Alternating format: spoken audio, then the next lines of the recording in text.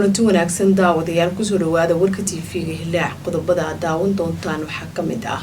gudoomiye ku-xigeenka labaad ee baarlamaanka Soomaaliya Cabdullaahi Cumar Abshirow ayaa shir gudoomiye shirka guud ee golaha baarlamaanka taliyaha ciidanka xoogga dalka Soomaaliyeed Ibraahim Sheekh Muxyidiin ayaa hambalyo u diray ciidanka badda Soomaaliyeed midowga musharaxiinta uu hogaaminayo madaxweyne Sheekh Shariif Sheekh Axmed ayaa baaq u diray madaxweyne Xasan Sheekh Maxamuud ciidanka dawladda Soomaaliya sheegay in howlgal ay ku qabteen xubin ka tirsan Al-Shabaab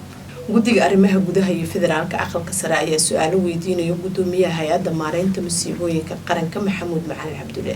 taliska ciidanka ADMIS ayaa sheegay in Soomaaliya ay ka saarayaan 5,000 oo ciidamadooda ah Kenya Airways ayaa bilowday duulimaad toos ah oo ku imaanaysa Muqdisho guddiga xeer hoosaadka aqalka sare ayaa kulan ku yeeshay Muqdisho madaxweyne ku-xigeenka Galmudug ayaa booqday xarunta wasaaradda maaliyadda Galmudug guud ahaan warka TV-ga Hilaac waa naga intaa